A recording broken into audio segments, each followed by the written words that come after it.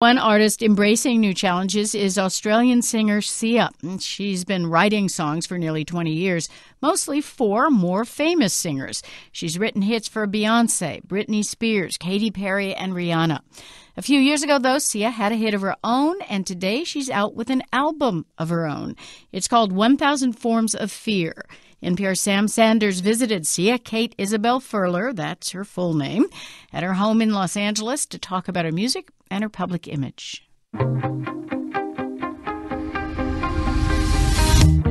shout it out, but I can't hear a word you say. This is the song that really made Sia a star. It's called Titanium. It's a collaboration with DJ David Guetta, and it was released in late 2011.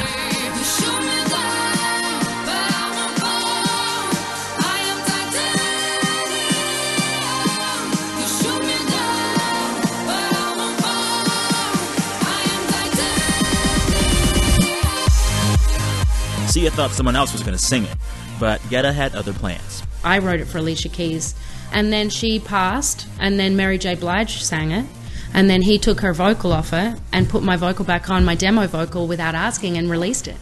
And I never even knew it was going to happen, so I was really upset because I had just retired. I was trying to be a pop songwriter, not an artist. Titanium sold almost 4 million copies in the U.S. alone.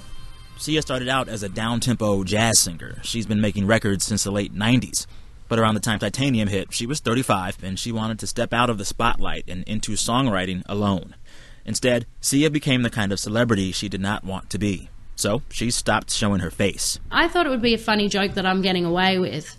And there was partly, I don't want to go out and sell myself, like my soul, my body, my, peace of mind. Sia now refuses to be photographed. She was on the cover of Billboard magazine recently with a paper bag over her head. She says she isn't going to tour anymore, and when she does perform live, it's with her back to the audience. What Sia will show is a blonde bob wig. It's become her trademark. I guess a year and a half ago, maybe I was meditating and I was like, I'll just be a blonde bob. If Amy Winehouse is the bouffant, then I'm the blonde bob. In her most recent music video, instead of seeing Sia's face, you see a young reality TV star wearing the blonde bob, interpretive dancing in an abandoned house to the song Chandelier. Party girls, don't get hurt, can't feel anything. When will I learn? I push it down, push it down. I'm the one for a good time call, phone's blowing up. Ring on my doorbell, I feel the love, feel the love. The chorus of Chandelier, like those in a lot of Sia's songs, is big.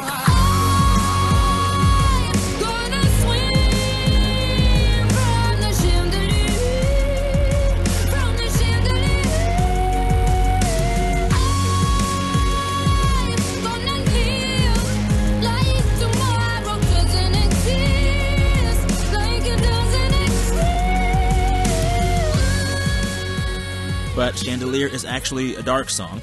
It's about alcoholism, partly Sia's own alcoholism. She's been sober now for over 3 years. Chandelier is also a kind of retort to every other pop song you hear on the radio, celebrating the nonstop party. Won't look down, won't open my eyes.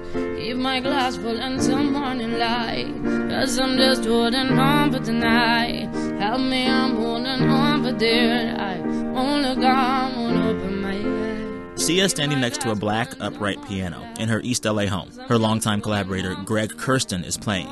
Sia decorated the room. Everything, walls, blinds, even the sofa, are covered in bright, psychedelic kaleidoscope images. She designed it to please herself. It's exactly what she wanted. Greg Kurstin, her collaborator, says that's how Sia approaches her music, too. And that's liberating. We don't have to worry so much about what anyone else is going to think about. What's the label going to think? Is this the single and stuff like that? With Sia, I really feel like we get back to kind of how we first wrote songs, and that's just cool, and someone will like it, hopefully. If not, then we'll just put it out ourselves. The two work quickly. I mean, Chandelier took 4 minutes to write the chords, and then probably 12 to 15 minutes to write the lyrics, and then probably 15 to 20 minutes to cut the vocal. So an hour for a hit. Yeah. Sia doesn't actually read music. She says she barely can crank out a chord or two on the piano. So a lot of times, Kirsten will start playing, and Sia will just scat until words take shape.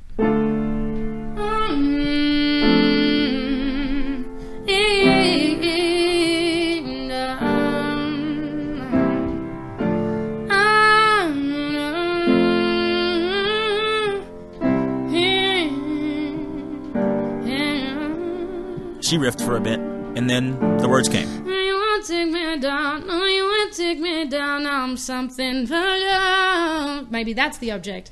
I'm invincible. And then we call it Invincible. You know? Actually, I will do that. I think that'll be a good song. When Sia writes for other people, she says it's less about making a hit and more like a therapy session. Before she starts writing, she'll have the singer come in and talk about whatever they're going through. When she wrote with Christina Aguilera, they talked about divorce. When Sia wrote with Lea Michele, they talked about having boyfriends who died. In 1997, Sia's boyfriend was fatally hit by a taxi. Back then, her therapy was drugs and alcohol. I can sit while people cry. I can, stand when someone's being angry. I don't know. I'm fine around other people's feelings. It doesn't make me nervous or anxious. And I think that's probably due to the program. Because, if you're in an AA meeting, people are sharing and they're sharing their feelings. And sometimes there's crying and sometimes there's anger. And we're just sitting there witnessing it. Sia may be writing pop hits, but they've got layers. Her songs are bearing witness to a lot. Sam Sanders, NPR News.